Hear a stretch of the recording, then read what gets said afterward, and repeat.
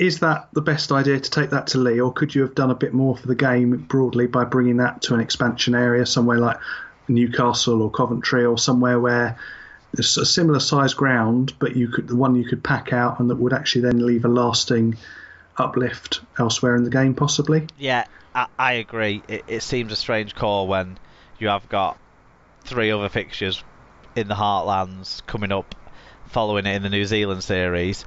And I know there'll be a commercial drive and a want to sell out, but I think sometimes you need to look a little bit wider on that sort of thing. It's a Wednesday night, go to a ground that's got an 8,000 capacity or whatever, and sell it out. Yeah, because they're not going to sell out for 13,000 at Lee for this game. Then that's not going to happen on a Wednesday night. People with no train station. People will find excuses. It's what we do as a thing. I'm not even going to be here potentially. I don't think I'll be in the country, so I'll be on that list of people who found an excuse, I suppose. And well, I mean, for me, there's no way from where I live. There's nowhere I could get somewhere like that for a Wednesday night. It's not even somewhere. If it was a big metropolitan city like Leeds or somewhere easier to connected to, I might be able to swing a work trip round it, but unfortunately, it's not a lot around Lee that I can work around it. So it doesn't look like I'll be on that one, and I'll probably be following it by radio or TV. But they're doing a great ticket deal, £10 tickets, basically. Yeah, which is fair enough. You've got to try and do something to get as many people through there, and I do hope people do go to it. Get on the R League app, get your membership, and get your tickets at discounted prices if you can get there. Because this France side, they've got some decent players, and there's nothing like going to a live rugby league game at any time, at any level. So let's get behind it and let's go for it. Yep. Okay. Some more Hull Kingston Rovers news. Yep. So Hull KR prop Mossy Masso has agreed a new 3-year contract with the Super League side. The 29-year-old Samoa international scored 3 tries in 25 outings for the Robins since joining from St George Illawarra Dragons last year. Another one tied down for next year.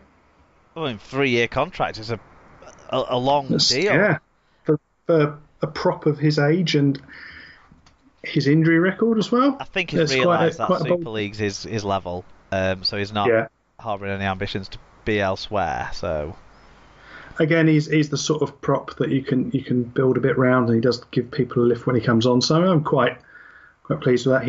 If he can, if we use him sensibly, I think what the problem we've had is we've had to kind of overuse him because of the injury situation. So he's kind of had to carry effectively 2 slots in the rotation rather than 1, which is not what he's built for. It's not what he's built for, and it doesn't get the best out of him. Okay. Warrington Wolves have signed London Broncos second row Matt Davis on a 2-year contract starting in 2019. Davis has impressed in the championship level with the Broncos, where he played under wire assistant Andrew Henderson. So obviously a bit of insider knowledge there. The man who kind of brought him through and gave him his head at the championship level. So Matt Davis and a Midlands lad. Sorry. Yeah, a Midlands lad who came through the Midlands Hurricanes academy system before joining the Broncos. Yeah, so it's a player, again, another player who's being from outside the Heartland area, who's making it at Super League. So that's showing the value of the wider net that's been thrown in Rugby League over the last decade or so with these League One sides. And I'm guessing something's happened in the association football, because I've got some neighbours who seem quite excited about something. Are they from Belgium? Quite well. I'm not sure actually over that side. Well, Belgium just scored at the last minute of injury time. Fair enough. Does that take it to extra time? No, that takes them to win. Oh, brilliant. Yeah. Okay. Where are we at? She'll go in it. Yeah. Hull FC utility back Jake Connor has signed a new 3-year contract. The 23-year-old who made his England debut against New Zealand last month joined the Black and Whites from Huddersfield Giants in December 2016. So I think this is protection for FC as much as anything.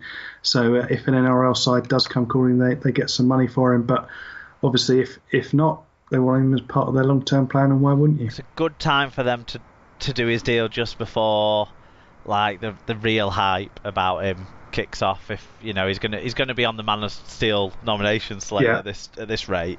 If he gets them into the top 4, it will be very much him who's done a huge amount of that, with the amount of time that Keighley and Snyder have missed this year. So yeah, and is really popular with the fans of the club, because why wouldn't he be when he winds everyone else up and then delivers the goods for your team? He was very instrumental in them winning again this week, and he had a great debut for England. His stock's only going to rise, you'd think. Played brilliantly for international level. You wouldn't know that if it was his first game, and that's one of the things when I spoke to one of the guys who'd been out there, Tim, he said that a lot of the Americans couldn't believe that he was this was his first game at that level. So and you couldn't if you didn't know. And you'd think he'd be a starter at some potentially in that New Zealand series or that France game, and if he gets to start in that France game, he's gonna enhance his reputation yet further at that stage. You would think so. So sensible all round, I think, and he's having a great season. Ben Garcia has signed a new 3-year contract with Catalan Dragons. The versatile forward, who's 25, is in his second spell with the Super League club after a brief stint in Australia with NRL side Penrith Panthers in 2016. He's there's some parts of his game that we don't necessarily applaud, but it's similar to Jake Connor. If he was in your side, you would love that he's doing anything he can to win you a game. He's been playing well recently, interchanging between a second row role and a hooking role. So they do need to make sure that there's a French core that maintains an identity there with the local fan base, and I think he's definitely core to that.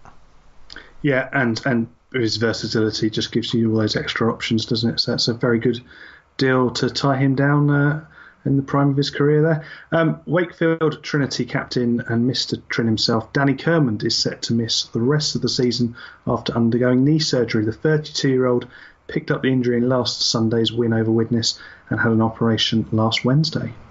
Yeah, disappointing for him. Huddersfield Giants have made their first signing for 2019. It's not the one that we all believe is happening. It's the capture of the New Zealand international, Suiahi Matungi. Matungi, who's 30, has made over 100 appearances during 6 seasons in the NRL, where he has enjoyed stints with the Warriors, the Roosters, the Panthers and the Eels. Yeah, not someone I know a huge amount about, I'll be honest, but sounds like a good bit of business for them. Someone they can build a pack round as much as anything. I think he's a nice addition to what they've got, and he might add a bit of it's certainly an improvement on the kind of international signing of Shannon Wakeman that is, I suppose, replacing in the squad. So that's a progress, and they've got a few workaday forwards, so it would be nice to add another one who's potentially explosive in those moments. Speaking of the Giants, Huddersfield have pulled out of the chase to sign former Manly halfback Jackson Hastings.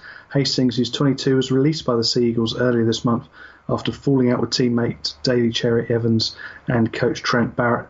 If you want to know more about that, do check out This Week in League. They've got they really went into depth on the issue a few ones ago on that one. He has played 47 games in the NRL for Manly and the Sydney Roosters, and Giants coach Simon Wolford had been hoping to bring him to Super League, but some disputes over his agent, and I believe, and so they just decided to call time on the move after apparently spending nearly a month trying to bring him in. Playing hard to get, obviously. It's a bit. It's just probably quite disappointing for them. But having said that, why mess with things? If he doesn't want to come, playing. Yeah, Salford apparently in the market for him now. If he wasn't too keen on Huddersfield, I can't imagine he'll be any keener on Salford. But we'll see how that plays out. Halifax have signed young French back rower Walid Bouregba on a deal until the end of the season. The 24-year-old joins Fax after impressing in the French Elite 1 Championship club Les Unions Sanglières, having also represented France at under 23 level. So there you go. Okay, it sounds an interesting signing for Fax there, and that will boost them possibly coming into the middle 8. Speaking of their rivals, Featherstone Rovers have secured the services of rising star James Thornton. Thornton, who's a former Bradford Bulls academy product, arrives following a stint in League One with the Hemel Stags. One more bit of news on the Championship. London skipper Jay Pitts has signed a new 2-year deal, keeping him at the capital club until the end of 2020. The 28-year-old joined the club ahead of the 2017 campaign and hasn't missed a game since his arrival, making over 50 appearances. Pitts has recently become the assistant coach as well to Hugh Goodwin with the Broncos Academy, so really getting himself ingrained in the fabric of that club, and they're looking to continue that on. A bit of League One news. Yeah, Wakefield youngster Lee Kershaw has extended his loan deal at Oldham for the rest of the season. Trinity can recall the winger at any time, as they can with fullback Luke Hooley, who also agreed to stay at the Roughheads on loan for the rest of the season. And a bit of a NRL signing, mid-season signing news, not a regular occurrence, but Aaron Woods has agreed a mid-season switch from Canterbury Bulldogs to Cronulla Sharks, spending a 3.5-year deal. The 27-year-old has taken a pay cut, but will remain at the Sharks until at least the end of 2021. Woods has made over 160 appearances in the NRL with West Tigers and the Bulldogs, along with 15 caps for Australia and 14 Origin matches for New South Wales. I mean, his form this year has dipped, but I think that's a top quality signing for the Sharks, especially if they're getting it on a cut price deal. Yeah, it seems good for them. I mean, don't forget the Sharks, they've got a decent squad to play around them as well, so that's good for them. And finally, double and finally this week. Yeah, so it's double on a similar theme, and we've been here before in very many cases on two levels.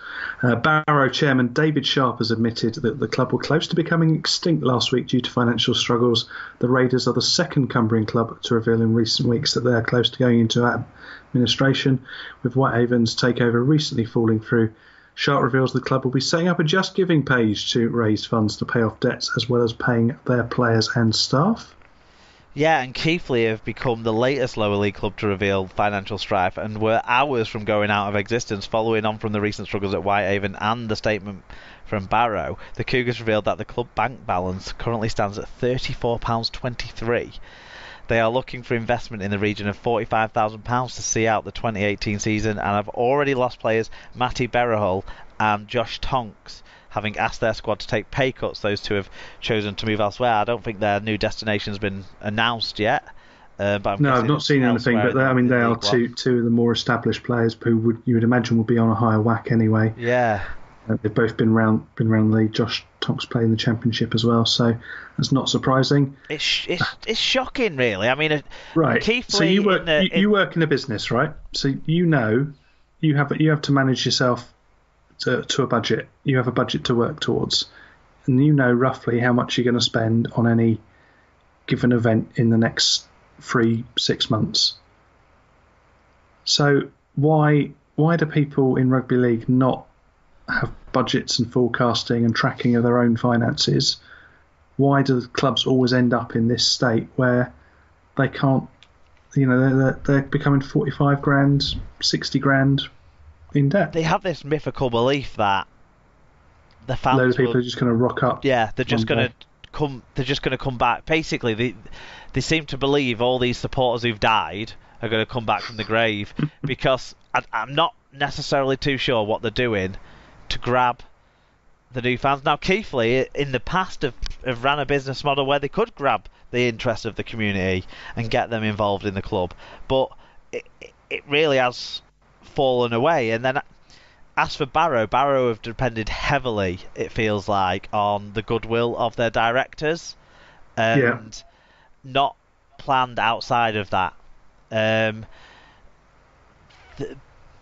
It just seems it seems so alien to me, and I don't know if it's just my my working life and whatever. But if you know how much you've got coming in, and you've got a decent. It's not like these clubs won't have previous. They've been in existence for how many years. They can have a fair idea if things are up or down year on year and work out roughly what they're going to get in. Yeah, I think the thing is these days costs are going up, and they're not necessarily budgeting for that, because it probably used to be the case that have a bad month, a sticky patch, and there would be a director or a local benefactor who'd be able to dig you out of it. But that's not. I don't think that's the way anymore. I don't think those people exist. I don't think people are as generous. Is it that, or is it the margin's bigger? And is it that the amount needed is more as well? Well, that's possibly. it. There's two edges to it, So you've not got someone who wants to do that out of the goodness of their own heart, which is what sports clubs